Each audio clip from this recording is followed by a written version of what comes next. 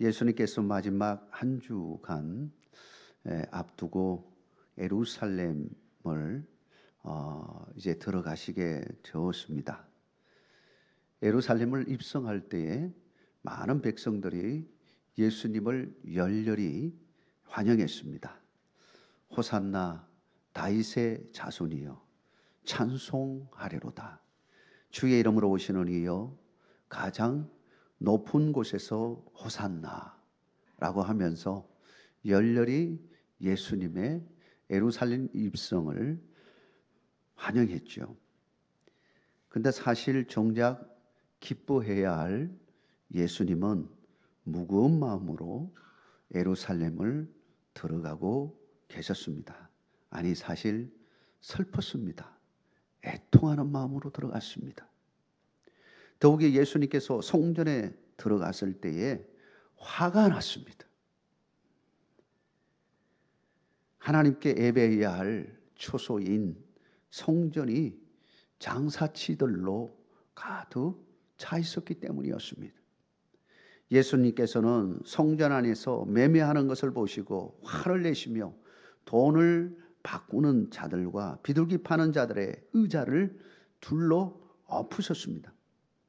왜 예수님은 이스라엘 백성들이 가장 신성시하는 그 성전에서 이런 일을 했을까요? 왜 예수님은 길가에 잎만 무성한 무화과 나무를 보시고 그 나무를 향해서 저주를 하셨을까요? 사실 이 두 가지 사건은 모두 같은 주제를 가지고 있습니다. 바로 껍데기 신앙을 버리라 라고 하는 것입니다. 사랑하는 성도 여러분, 오늘 우리에게 주시는 주님의 음성을 듣기를 원합니다. 우리 안에 있는 껍데기 신앙 버리는 이 시간 되기를 주의 이름으로 축원합니다. 다시 새롭게 나아가는 은혜의 시간이 되기를 주의 이름으로 축원합니다. 무엇보다도 먼저 본질에서 벗어난 그 껍데기 신앙을 버리라고 말씀을 하고 있습니다. 예수님께서 성전 안에서 매우 화가 난 것은 성전의 기능이 본질에서 벗어났기 때문이었습니다. 본래 성전은 어떤 곳입니까? 성전은 하나님의 임재의 장소입니다. 그리고 하나님을 만나는 장소입니다. 그래서 구약 시대에는 성막이라고 했고 회막이라고 말하고 있는 것입니다.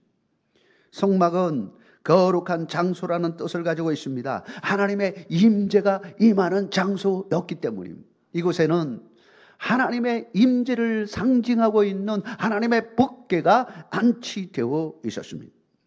이곳에 하나님이 임재하신 것입니다. 이곳에서 제사를 드림으로 하나님을 만나는 은총을 누리게 되어지는 것입니다. 뿐만 아니라 성막은 하나님이 부르시면 백성들이 성막 앞에 모이는 장소가 되었습니다. 그래서 회막, 모일 해자를 써서 회막이라고 했습니다.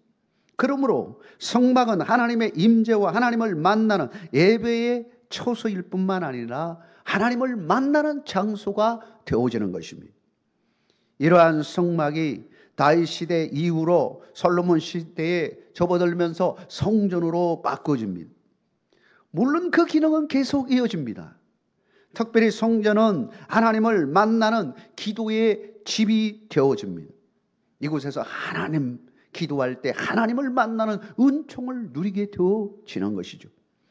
그런데 이 기도의 집이 이 성전이 지금 현재 무엇으로 바꿔져 있다라고 하는 것입니까? 바로 강도의 소굴로 바꿔졌다라고 하는 것입니다. 무엇 때문에 이런 상황을 맞이하게 된 것입니까? 바로 대제사장들과 서기관들과 바리새인들이 신앙의 본질에서 떠나니까 이와 같은 상황이 펼쳐졌다라고 하는 것입니다. 사랑하는 성도 여러분, 그들은 종교의 이름으로 자신들의 이권을 탐하는 자들이었습니다. 마치 양의 탈을 쏜 인위와 같은 사람들이었습니다. 그들은 하나님을 만나는 예배의 장소인 성전을 관리하는 명목으로 막대한 돈을 버는 자들이었습니다. 이스라엘의 성인 남자들은 적어도 1년에 3번은 예루살렘 성전에 직접 와서 예배를 드려야 했습니다. 그러니 타국에 있다 할지라도 적어도 1년에 3번 정도는 저 먼 데 있는 타국에 있던 이 성전을 향해서 와서 하나님 앞에 예배를 드렸던 거죠. 이를 이용하여 대제사장들과 바리새인들은, 서기관들은 성전세를 받았습니다. 특별히 그때는 성전세를 어떻게 받았냐면 로마 치하에 있으면서 로마 돈으로 받지 아니하고 여전히 성전 안에서만 서 있는 성전 그 돈으로 받았던 겁니다. 그러니 로마 돈을 가지고 있던 사람들이 와서 뭘 해야 될까요? 환전을 해야 됩니다. 우리가 외국에 갈 때 환전하듯이 환전을 해야 돼요. 거기서 나오는 커미션이 있는 거죠. 그 돈이 어마어마했습니다. 그것이 다 어디로 들어갔느냐? 대제사장들, 서기관들, 바리새인들, 그리고 사내들인 공회 쪽으로 들어갔던 것입니다. 뿐만 아니라 성전에 올 때는 빈손으로 오지 않았습니다. 재물을 가지고 왔어야 했습니다. 내 대신 죽을 재물을, 살아있는 동물을 끌고 왔습니다. 먼데 있는 사람들도 동물을 끌고서 왔습니다. 그러니 얼마나 불편하겠습니까? 그러나 하나님 앞에 드리는 것이기 때문에, 그리고 내 대신 죽는 재물이었기 때문에 그 동물을 끌고서 수고를 아끼지 않고 끌고 왔던 겁니다. 그런데 이때는 어떻게 했느냐? 편리를 봐주는 겁니다. 동물을 끌고 오는 것이 아니라 어디 와서 동물을 사냐 하면 성전에 와서 그 뜰에서 그 부스를 만들어 놓고 거기에 동물이 이렇게 진열이 되어 있고 거기서 사는 겁니다. 매매를 하는 겁니다. 매매를 해요. 돈을 주고 거기서 사는 거예요. 거기서 이렇게 허가 내준 돈, 그리고 거기서 나오는 세금, 이것들이 어마어마한 돈이 되는 거예요. 이것들이 다 그리로 들어가서요. 그리고 이 돈이 어디로 가냐면, 어디로 흘러 들어가냐면 로마 정치인들, 그 끈과 연결되어 있는 뒤를 봐주는 정치인들 속으로 들어가는 겁니다. 그러니 이 돈이 어마어마한 이권을 가지고 있기 때문에 이 이권 유지하려고 얼마나 노력했는지, 예수님께서 이것을 하시고 얼마나 책망했는지 모릅니다. 그러니 예수님을 좋아하겠습니까? 싫어할 수밖에 없겠죠. 예수님은 성전 안에서 이렇게 매매가 이루어지고 환전이 이루어지면서 온전한 하나님 앞에 드려야 할 예배가 온전히 드려지지 못하는 상황을 보시고 화가 났던 것입니다. 그리고 뒤엎어버리신 것입니다. 신앙의 본질에서 벗어나면 결국 뭐만 남을까요? 껍데기만 남습니다. 종교적인 형식만 남게 되어지는 것입니다. 이것은 명백히 신앙의 본질에서 벗어난 껍데기 신앙이 되어지는 것입니다. 우리는 이러한 신앙을 경계해야 됩니다. 사랑하는 성도 여러분, 우리는 껍데기만 남는 본질에서 떠난 신앙을 경계해야 합니다. 한국 교회에 마찬가지입니다. 우리 교회에 마찬가지이고 우리 신앙이 그러해야 하는 것입니다. 과감하게 이러한 형식적인 신앙을 깨트려 버려야 합니다. 본질에서 떠난 것은 빨리 정리하고 오히려 본질로 돌아와야 하는 것입니다. 고린도전서 3장 16절 17절에 이렇게 말하고 있습니다. 우리 같이 한번 읽겠습니다. 너희는 너희가 하나님의 성전인 것과 하나님의 성령이 너희 안에 계시는 것을 알지 못하느냐? 누구든지 하나님의 성전을 더럽히면 하나님이 그 사람을 멸하시리라. 하나님의 성전은 거룩하니 너희도 그러하니라. 아멘. 할렐루야. 만약 우리 주님이 지금 성전된 우리 안에 들어오셔서 구석구석을 살펴본다면 우리는 우리 주님으로부터 과연 칭찬을 받으실까요? 아니면 책망을 받으실까요? 여러분 스스로에게 대답해 보십시오. 우리 주님이 우리 안에 들어오셔서 혹시나 우리의 모습을 보시고 안타까워하시면서 화를 내시면서 뒤엎어버리는 그런 상황을 맞이할 수 있는 것들은 없는지를 살펴보십시오. 우리 주님이 가장 깨고 싶은 것이 있습니다. 그것은 바로 형식만 남은 껍데기 신앙인 것입니다. 성전에 정작 있어야 할 하나님이 계시지 않습니다. 오히려 자신의 탐욕과 이기심으로 가득 채워져 있는 성전을 보게 되어지는 것입니다.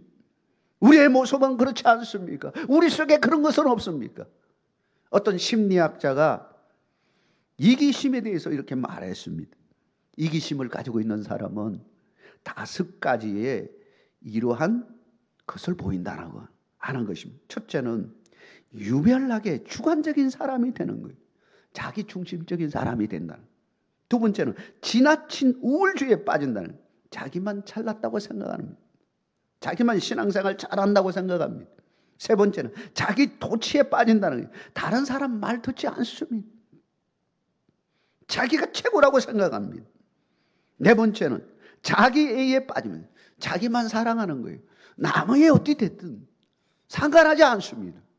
내가 잘 섬긴다고 생각하고 내가 최고라고 생각하고 자기만을 사랑하는 사람이 됩니다. 다섯 번째, 세상적인 물질에 지나친 가치를 부여한다는 겁니다. 이렇게 보면 대제사장들과 바리새인과 서기관들 이기주의에 빠져 있음을 알 수 있습니다. 말로만 하나님께 영광을 올려드린다고 하지만 정작 그들의 마음속에는 이기심으로 가득 채워져 있음을 보게 되어지는 것입니다. 우리 자신을 한번 살펴보십시오. 우리 속에는 이러한 마음이 없는지를 살펴보십시오.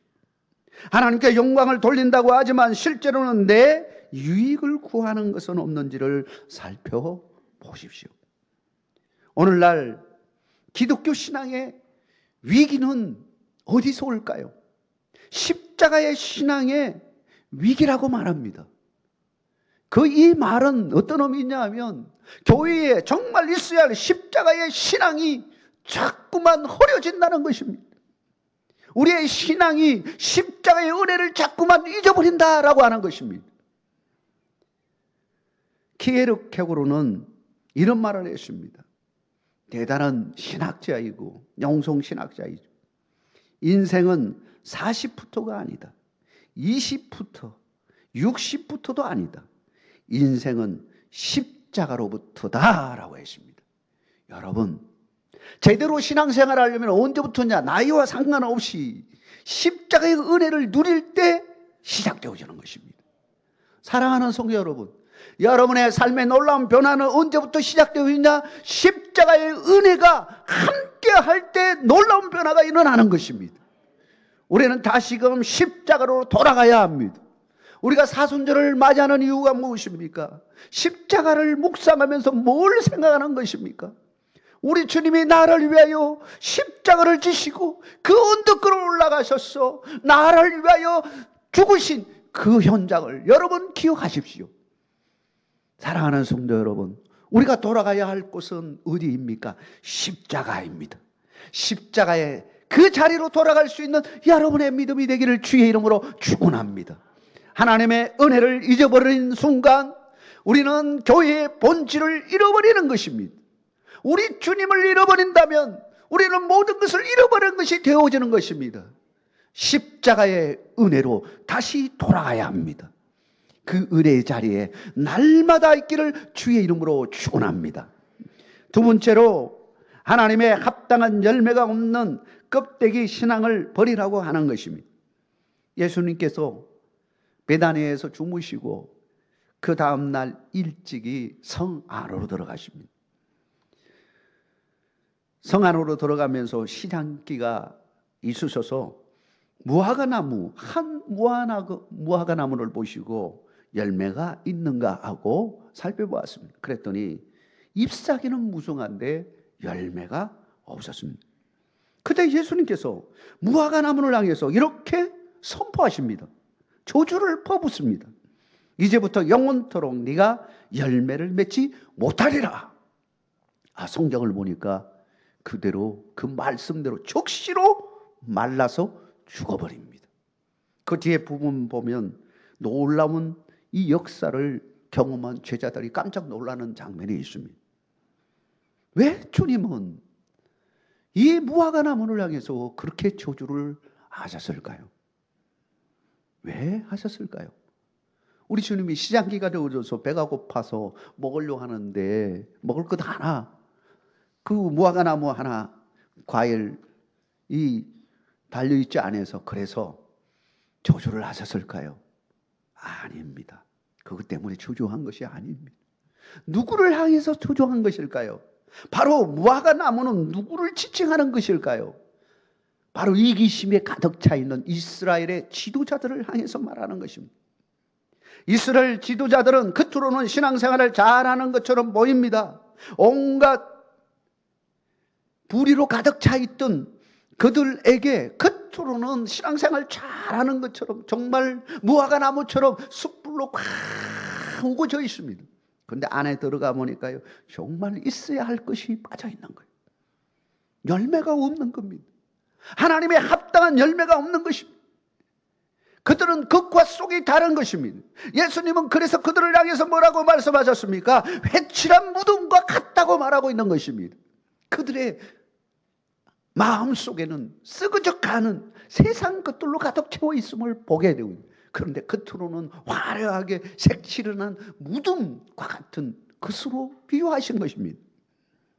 하나님이 원하시는 합당한 열매를 맺지 못하는 삶이라고 하는 것은 바로 이 껍데기 같은 신앙이라고 하는 것을 말해주는 것입니다. 입만 무성하면 뭐하다 합니까? 합당한 열매가 있어야 하는 것입니다. 바울은 골로새 교인들을 향하여 이렇게 기도합니다. 골로새서 1장 10절에 이렇게 말합니다. 주께 합당하게 행하여 범사에 기쁘시게 하고 모든 선한 일에 열매를 맺게 하시며 하나님을 아는 것에 자라게 하시고. 골로새 교인들이 선한 열매를, 하나님의 합당한 선한 열매를 맺기를 간절한 소망으로 기도하고 있는 것을 보게 되어지는 것입니다. 하나님이 우리를 향하여 기도할 때 어떤 기도를 할까요? 천복교의 모든 교인들이 선한 하나님의 합당한 열매를 맺기를 위하여 기도하지 않겠습니까? 사랑하는 성도 여러분, 우리 모두가 그런 선한 열매가 맺히기를 주의 이름으로 축원합니다. 만약에 그런 열매가 맺히지 않는다면 우리는 쓸모없는 나무가 되어지는 것입니다. 사랑하는 성도 여러분, 다시 우리 자신을 한번 보십시오. 경건의 모양은 있으나 경건의 능력은 부인하는 사람이 아닌지를 살펴보십시오. 바울은 말세에 다가올 신앙의 현상에 대해서 이렇게 말하고 있습니다. 디모데후서 3장의 1절에서 5절에 이렇게 말합니다. 너는 이것을 알라.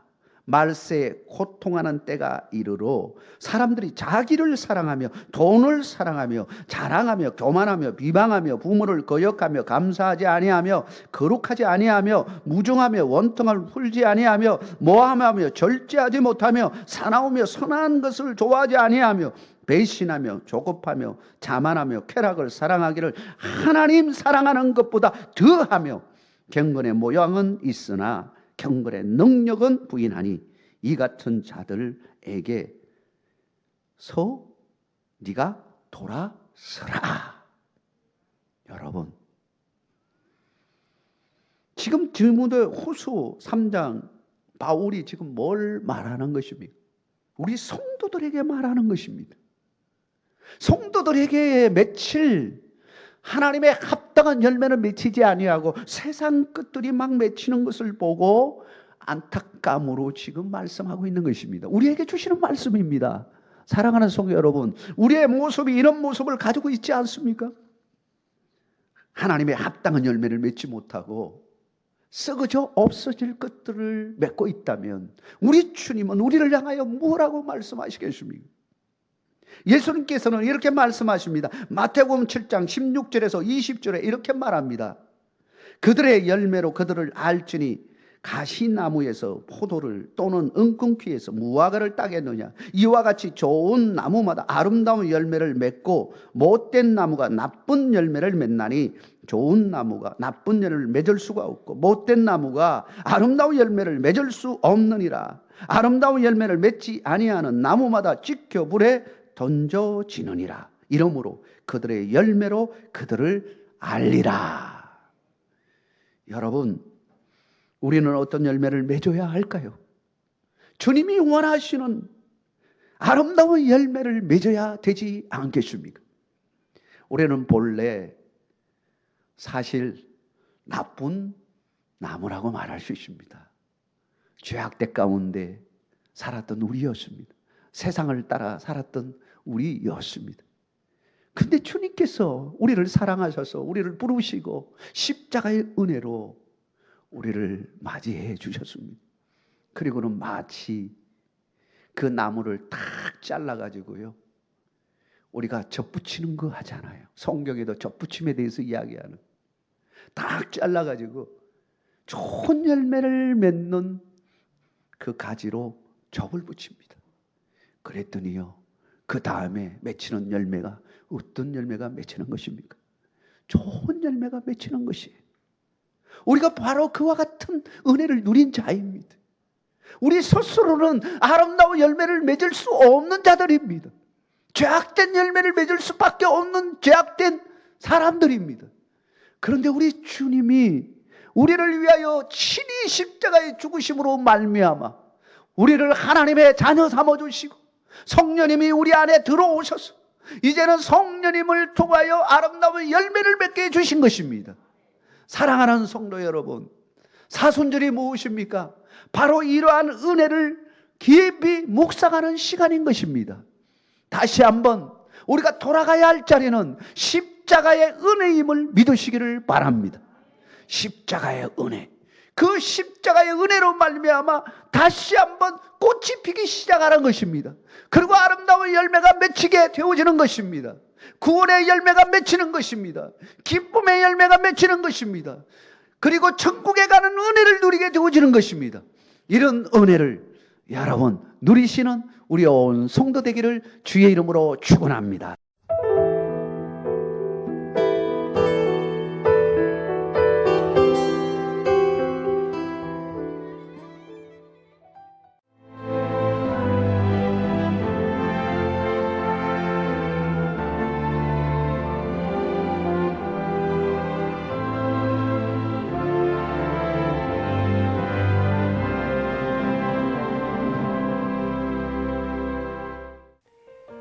CBS를 사랑해 주시는 전남 지역 청취자 여러분, 안녕하십니까?